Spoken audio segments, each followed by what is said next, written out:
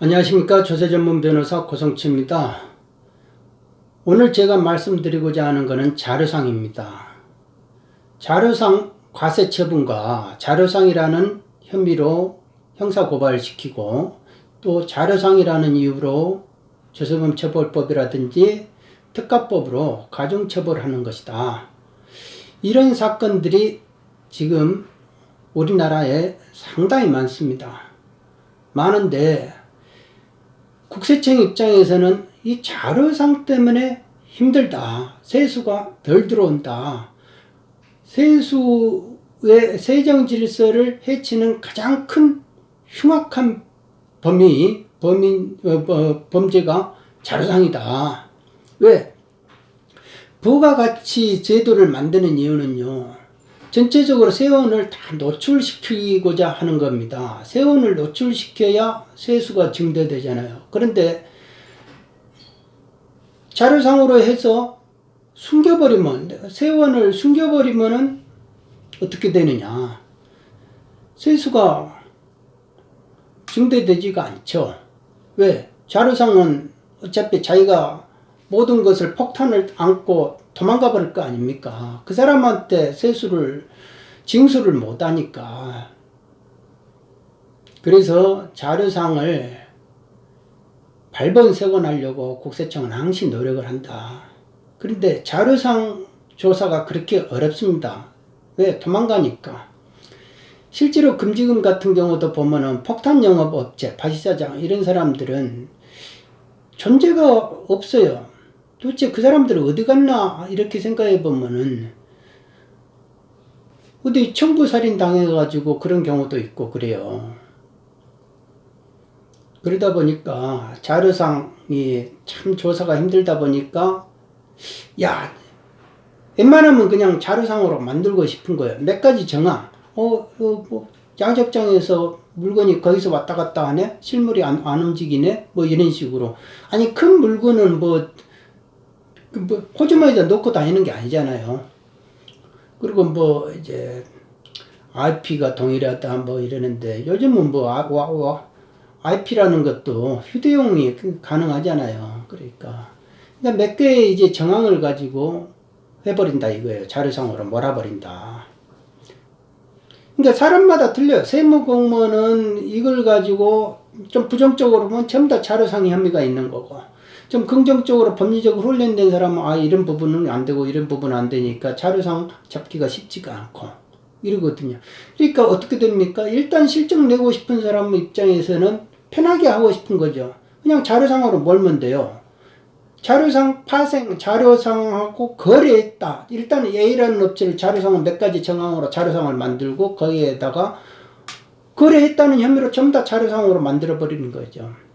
그러면은 졸제 뒤통수 맞아가지고 내가 저 사람이 설령 자료상인 줄 내가 어떻게 아느냐. 그리고 어떻게 해서 저 사람하고 거래했다는 그걸 가지고 자료상을 날 만드느냐. 자료상과 거래했다고 이거를 전부 다 허위 세금 계산서로 만드냐. 그리고 국세청 직원들은 항시 100% 자료상이라고 그래. 100%. 아니 100% 자료상이다. 내가 법무과장 할 때 직원한테도 물어봤어요. 100% 자료상이 있습니까?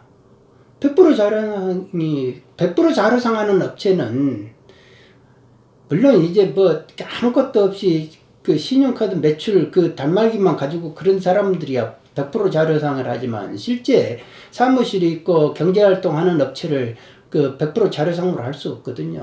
혼자 있다 하더라도 혼자 할 뿐이지, 실물과 가공이 혼자 될 뿐이지 그런 걸 가지고 자료상으로 말을 하진 않죠. 그러니까 그렇게 거래했다고, 그러니까 실물인지 가공인지 그거를 전부 다 확인해 줘야 되는데, 일단 싸잡아 그거를 어떻게 해서 그냥 회 뜨듯이 살을 착착 발라냅니까? 너무 어려운데. 그러니까 일단 이 사람을 자료상으로 만들어 놓고, 그러면 거래한 거는 전부 다가 다 가공이다. 자료상과 거래했다. 그러니까 다 페이퍼다. 페이퍼하고 거래한 매입이라든지 매출 거래 이런 거는 전부 다가 다 가공이다. 허위세금 계산서다. 이렇게 하면 실적이 어마무시하게 나오는 거죠. 그래서 제가 2008년 국세청을 나올 때 서울청 관내 서장급 6급 이상 다 듣는 자리, 그리고 서울청 국과장들 5급 이상 듣는 그 자리에서 제가 1시간 넘게 말을 했던 것이 부실과세 원인과 대책인데, 그 중에서 심사 분석 제도, 이 자료상 파생에 대한 문제점을 말을 했어요. 조사자는 조사업체를 고발한 후 검찰 기소 여부와 상관없이 자료를 파생하고, 자료 처리 담당자는 조사업체가 자료상으로 고발됐다는 사실만 가지고 별다른 검토 없이 가세하는 경우다. 또한 고발업체에 대해 검찰에서 무혐의 처분이 있음에도 불구하고 심사 분석을 위하여 가세하는 경우가 많다. 고발 사건에 대한 사후관리 시스템이 필요한 상황입니다. 라고 말합니다. 그러니까 조사자 다르고 자료 처리 담당자 다르고 이렇다 이거예요. 그리고 또 검찰 입장에서는 막 이렇게 세금만 하면 막 이렇게 하면서 머리에 지난다고 하는 분들이 많아요. 경찰 단계에서도. 그러면 어떻게 됩니까? 아니, 국세청 고발한 그대로를 가지고 예단을 가지고 거기다 짜 맞추려고 하죠. 그게 편하니까. 100명하고 막 이러면은, 그래요? 이렇게 적어 놓고는 나서는 그냥 고발을 한 그 정황 그대로 가지고 그냥, 이 사람 허위세금 계산서 특가법 위반, 조세범 처벌법 위반, 이런 식으로 기소하는 거예요. 그러니까 형사 고발하는 사람 입장도, 당신 입장 내가 좀 이해가 되는데, 검찰 단계 가면은 풀어질 거예요. 세무사도 그래요. 일단은 이거를 우리가 통고처분이라든지 이런 거 하지 말고 검찰 단계에서 풉시다. 막 이렇게 하는 거. 본인이 대리도 못하면서 무슨 푼다고 그래요, 자꾸. 그러니까 그거는 뭐 사무장 영역이 있으니까 서로가 인맥으로 풀겠다 뭐 그런 말일지도 모르죠. 그러면은 검찰도 그런 식으로 이렇게 회 떼듯이 살을 발라줘야 되는데, 공무원이 내일도 아닌데 내일이라면은 살을 쫙쫙 발라줘. 그게 돈이 되는 일이고. 그러면 다 내일이 되는 거 아니에요? 그러면 살을 쫙쫙 발라주는데, 회전 일식집에 그 해칼 가지고 쫙쫙 발라주는데, 그렇지 않고 남일이라면 어떻게 됩니까? 편하게 하는 거죠. 편하게 할 수밖에 없는 거죠. 그러니까 경찰 단계도 그러고 검찰 단계도, 검찰 수사계장이 이렇게 안 발라주면은 검사도 이렇게 보고 그걸 발라야 되는데, 뭐 다 잘했겠지 하고 이렇게 해버릴 수도 있다 이겁니다. 그리고 판사가 이렇게 보면은 그것도 이게 뭔가 어폐가 있네, 뭐가 어폐가 있네. 그런데 일단 세금 하면 이제 복잡하고 피곤하니까 뭐 거짓말 했겠냐, 몇 가지 정황이 이렇게 되면 맞네 이런 식이. 그러니까 전부 다 원념 재판 형식으로 이렇게 가는 경우가 많다. 그게 법리적으로 이게 맞냐 안 맞냐, 이런 거 근본적인 개념이 맞냐 안 맞냐, 이런 식으로 법리적으로 끌고 가는 그런 또 변론이 드물다. 일단 판사한테 없어하자. 일단 형량을 좀 줄이는 식으로 나가는 게 좋다. 괜히 판사 심기 건드려가지고 개심죄 걸릴 필요. 그러니까 판사가 그렇게 무서운 존재다 이거예요. 그러면 왜 그런 식으로 판사를 그렇게 괴물로 만드느냐, 옆에 사람들이. 판사라는 사람들이 아주 법과 양심에 따라서 우리나라에서 최고의 양심가 아닙니까? 양심가가 양심을 가지고 판단을 하게끔 하면 되는 거 아니겠냐. 근데 지금까지 이제 그런 부분을 이렇게 보면은, 지금 이렇게 사법농단이다 뭐다 이렇게 해가지고 곤혹을 치르는 것도 보면은 어떻게 보면 공업이라. 공업. 세상 사람들한테 알려져 있는 그런 이미지. 그걸 없다고 할 수 없는 거죠. 그러니까 나는 뭐든지 깨끗하게 판단하고 사심없이 판단했다, 이것이 중요한 게 아니고, 내가 이 부분에 있어서 억울한 사람이 없었는가 생각하면서 법리적으로 내가 얼마만큼 훈련을 받아가지고 그거를 더 판단을 했느냐, 이렇게 생각을 해야지. 그 맞네, 틀림이 없겠네, 뭐 이런 식으로 정황으로 이렇게 계속 판단하는 건 아니다. 설령 국세청하고 검찰이 이렇게 편하게 했다 하더라도 법원만큼은 편하게 이렇게 판단하면 안 된다. 이거에 대해서 뭐를 하소연하면 그거를 들어주고, 이거 다 무슨 이유가 있나 하고, 일단 사실관계 판단 부분이 그것이 잘못됐나 이렇게 또 생각해 보지만, 법리적으로 이렇게 요구하고 판단을 요구하면 그거에 대해서는 100% 해줘야 된다. 그런데 그렇지 않은 경우도 분명히 있었다. 눈을 이렇게 딱 감아가지고 법리 판단을 안 해버린다 이거예요. 법리 판단. 이게 법리적으로 판단해야 될 부분이다. 가령 제가 같은 경우는 DCR이 OCI 사건은 OCI는 국세 사건이지만 어차피 동일한 사건이니까 제가 대부분에 다 그런 식으로 했어요. 법률적으로 이거는 판단해야 될 거 아니냐.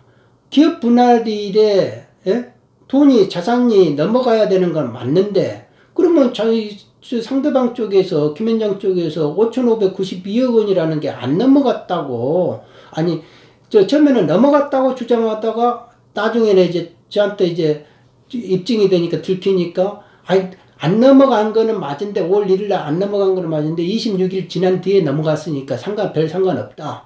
그러면 제가 법리적으로 그렇게 말을 했죠. 이게 맞습니까? 안 맞습니까?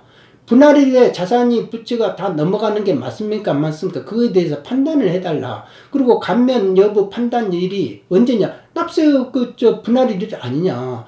분할일에 그러면 감면 여부 판단을 해야 되는 거 아니야? 분할일 기준으로. 그러면 26일 지난 뒤에 감면 여부를 판단해야 됩니까? 아니면 어떤 사람은 26일 말고 한 달 뒤에 넘어갔다 하면 한 달 뒤에도 해줘야 돼. 어떤 사람은 1년 뒤에 넘어갔으니까 1년 뒤를 기준으로 해가지고 판단을 해주네. 이거를 정확하게 판단해달라. 라고 했는데, 그거는 세법은 아주 엄격하게 해석을 해야 되는 게 원칙이고, 기업 감면과도, 세금 감면과도 더 엄격하게 하라고 하는 게 세법인데, 그러니까 대법원에서 판단해달라 했는데 어떻게 됩니까? 판단을 전혀 안 해버리죠. 그 주심이 고용안이다 라는 거죠. 판단을 안 해버리는 거예요. 판단을 안 해버리니까 이렇게 욕을 먹고 뭐가 문제가 생기는 거 아니냐 이거죠. 그러니까 전체적으로 지금 보면은 자료상 이런 부분도 한 사건을 보면은 문제가 많다 이겁니다. 그러니까 이렇게 되면은 중요한 거는 그 질서를 잡고 국가 세정 질서를 잡는 거는 중요하지만 억울한 사람을 만들어내면 안 되죠. 왜? 자료상으로 몰아가지고 전부 다 허위세금 계산서 가지고 과세를 때려버리면 몇백억이 될 수도 있고 그러잖아요. 그러면 그 세금을 어떻게 자기들 벌금을 어떻게 내요? 벌금이 벌써 100몇억 나와버리면 노역장 유치가 1000일인데 그 사이에 다 잘 나가는 업체들이 또 다 망해버리는 거 아니에요. 그래서 흑자부도 나오고 다 이러는 거 아니에요. 근데 가만히 보면은 그 세무조사 계기가 누군가가 제보예요. 찔른 거다 이겁니다. 찔른 거를 가지고 그 정황을 가지고 다다닥 깨버리면은 죽는다. 그러니까 어떤 사람은 돈 쓰면 살아나고 어떤 사람은 죽고 이렇게 되면은 또 안 되지 않습니까? 그러니까 우리나라 사회가 자꾸 없다. 현실이 사람들이 그렇게 느끼면 그 자체를 뭔가가 문제점이 있다 생각을 해봐야 된다. 저는 그런 생각을 해봅니다. 제발 좀 앞으로 세상은 공정한 세상이 돼야 된다. 그리고 법리 중심의 세상이 돼야 된다. 그렇게 됩니다. 정황으로 이렇게 판단하는 예단하고 판단하고 그게 전부가 아니다. 저는 생각을 해봅니다. 앞으로도 법리와 실무가 겸비해서 훈련된 그런 전문가들이 많이 나와야 된다. 그리고 수사기관에도 그런 사람들이 해야 되고 국세청에도 있어야 되고 법원에도 그런 사람들이 있어야 된다. 저는 그런 생각을 해봅니다. 자료상 과세, 형사 사건에 대한 문제점을 간단히 피력해 봤습니다. 감사합니다.